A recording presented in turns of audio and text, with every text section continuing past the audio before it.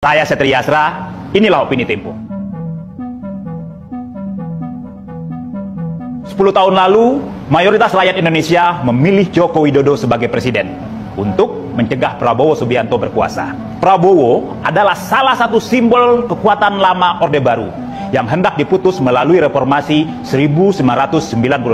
Kini, tak hanya bersekutu, Jokowi bahkan menyokong Prabowo dengan memasangkan Ketua Umum Partai Gerindra itu dengan anaknya, Gibran Rakabuming Raka, sebagai calon presiden dan wakil presiden 2024. Setelah gagal mendapatkan dukungan publik dan partai politik untuk memperpanjang masa jabatan presiden, Jokowi memakai cara yang sepintas demokratis, tapi untuk tetap berkuasa.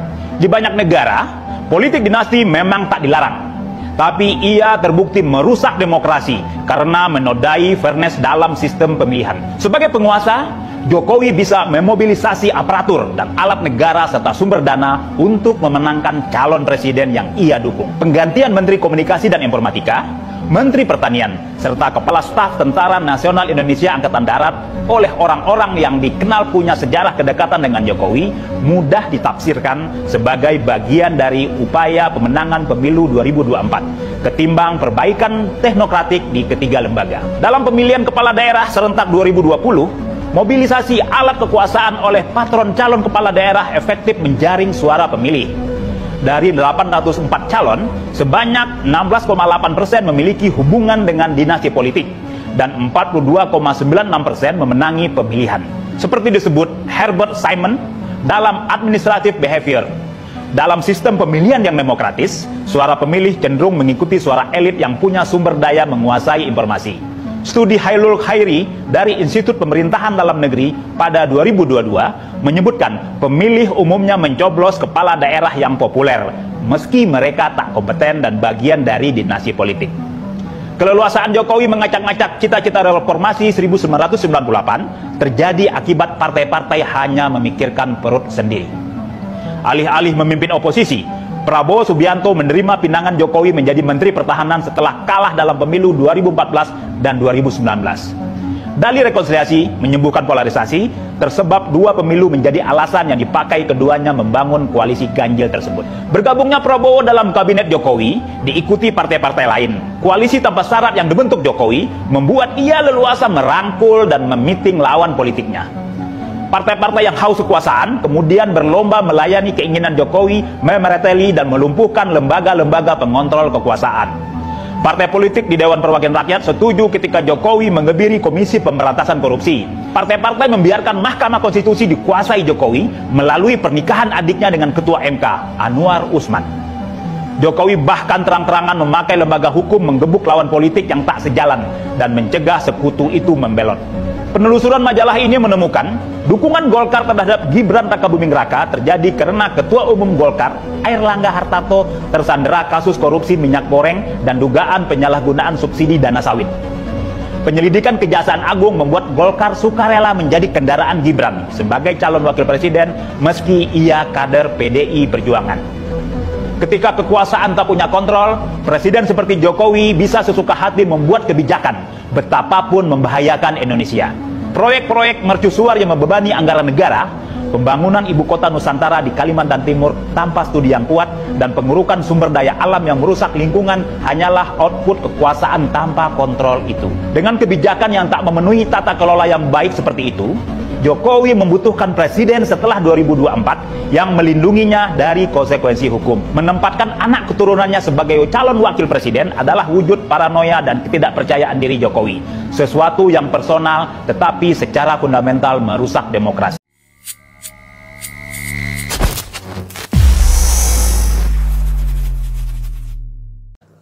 Semangat perubahan, salam kedaulatan rakyat.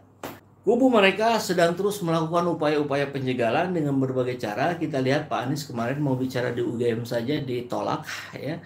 Beredar WhatsApp ini sampai Polda DIY pun akan melakukan tindakan kalau Anies tetap datang. Luar biasa ya. Ini sebuah cara-cara yang tidak elok. Anies menang baik 2 putaran maupun 1 putaran. Banyak sahabat-sahabat juga yang yakin 1 putaran. Ayo kita buktikan, gitu ya. Nah, kemudian yang menarik juga adalah ini ketika kita lihat ada sebuah partai penguasa yang sudah berkuasa selama 9 tahun, 9 tahun ya berkuasa di Indonesia, tiba-tiba 1 tahun terakhir menjadi oposisi. Lucu kali dia. Ya siapa lagi kalau bukan teman-teman kita, kawan-kawan kita dari PDIP. Nah sekarang PDIP merasakan bagaimana kesulitannya dihambat, dijegal di sana sini, dihalangi, kemudian mengeluh ke publik. Ya kita terima saja keluhannya ya, jangan dicemooh juga. Cuman kita bilang saja bahwa kita sih merasakan itu sudah dari 9 tahun yang lalu kita ngerasain itu. Baik tokoh-tokohnya maupun kita-kita yang bukan siapa-siapa ya. Nah, hari ini kemudian kita mendengar kabar yang cukup menarik dari Kompas. Mendapat tekanan dan intimidasi, Hasto mulai bangun komunikasi dengan tim Anies Mohaimin. Ini lihat beritanya. Oke. Nah, ya. Nggak apa-apa, bagus.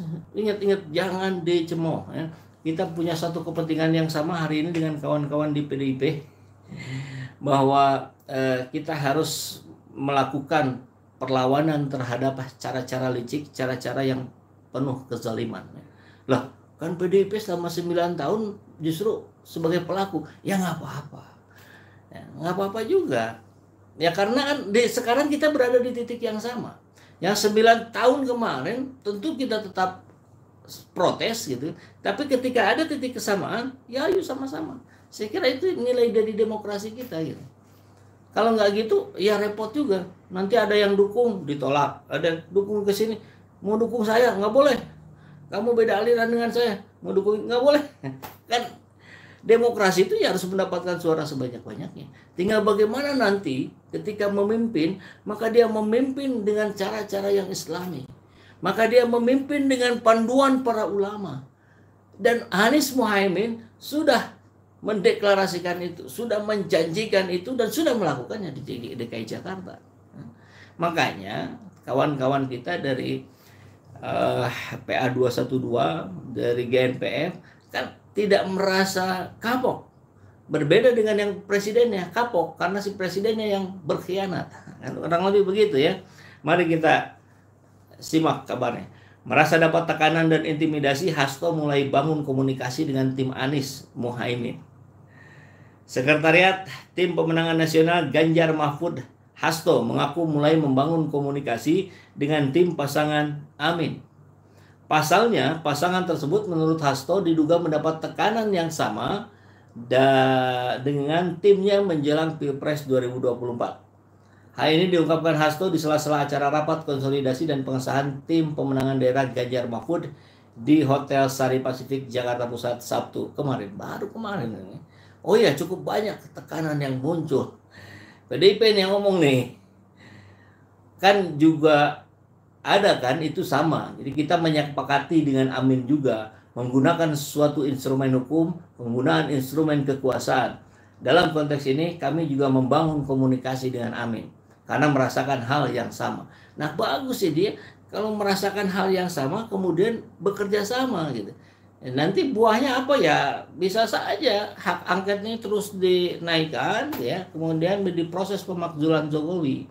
Kan banyak pihak yang menyampaikan bahwa negeri ini akan jauh semakin baik, pemilu ini akan damai, jujur, adil kalau tidak ada Jokowi. Jadi Jokowinya dilengsarkan dulu. Saya kira kalau sudah terjalin komunikasi seperti ini menjadi realistis, bukan? Proses pemakzulan Jokowi ini. Adapun dugaan tekanan yang dimaksud diantaranya terkait pencopotan baliho Ganjar Mahfud di beragam tempat. Balihonya banyak dicabut. Kalau kita sudah lama itu. Makanya kita akan melakukan sebuah cara-cara perlawanan ala rakyat.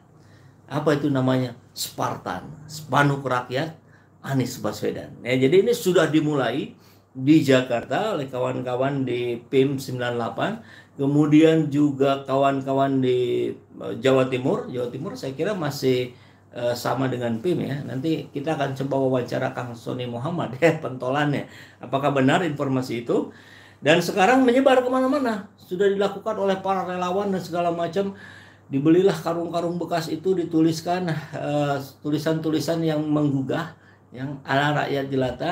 Itu sebagai sebuah perlawanan kita terhadap hegemoni kekuasaan yang mulai memainkan alat-alat negaranya untuk memenangkan salah satu paslon.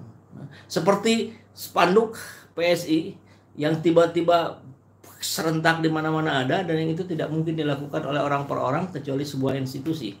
Tapi nanti kita akan cari tahu institusi mana yang melakukannya, dan itu sebuah dari ketidaknetralan kalau benar itu terjadi. Jadi ayo kita sama-sama ya, kita doakan semua pendukung Amin di Jawa, kata Pak Rusin. Kemudian makzulkan Jokowi lewat parlemen, sudah tidak ada kekuatannya, otomatis pemilu tidak ada penguasa yang berpihak. Ini keren sekali Pak Iskandar ya. Itu pula yang sedang dilakukan oleh kawan-kawan dari petisi 100 ya, Pak Rizal Fadila, Pak Rizal Ramli, Pak Mehmet Hakim, banyaklah ya senior-senior kita yang berupaya untuk melakukan itu. Mereka tidak di depan untuk mendukung Anies Muhaimin, tapi mereka berada di belakang yang lebih ingin mengamankan bahwa pemilu ini berlangsung jujur dan adil. Ini keren sekali gitu. Ini dasar yang fundamental yang harus sangat kita apresiasi, sehingga proses pemilu di 14 Februari nanti, bahkan kampanye sebelum-sebelumnya, ini bisa dilakukan dengan aman, damai, tentram, seperti yang diharapkan oleh semua, dilakukan dengan riang gembira. Jangan sampai di mulut ngomong riang gembira, di belakang hantam ini, jegal ini, batalkan itu, cegah ini. Apa yang terjadi? Jadi apa yang di mulut dengan yang dilakukan ternyata jauh melalu ya, antara bumi dan langit. Mana nih Pak Lurah yang bilangnya akan netral? Kan selalu berkebalikan kan. Ya selalu Pak SJ. Terima kasih ya. Cemen amat nih PDIP baru dijegal udah ya karena baru 9 tahun merasa berkuasa. Dan ini tidak apa-apa juga. Bangun komunikasi dengan kubu Amin, kemudian lakukan hal-hal taktis pragmatis untuk mencegah itu, untuk melaporkan itu dan seterusnya. Yang pasti alhamdulillah harus kita sampaikan kepada tentu Allah Subhanahu wa taala, segala puji hanya milik Allah. Atas kehendaknya lah kemudian umat Islam bersatu di koalisi Amin, umat beragama lainnya bersatu pula di koalisi Amin. Insya Allah, karena nomor satu ketuhanan yang Maha Esa dasarnya, maka negara ini bisa diridhoi oleh Allah Subhanahu wa taala dan diberikan kesempatan untuk menjadi negara yang besar. Amin, amin ya rabbal alamin. Assalamualaikum warahmatullahi wabarakatuh.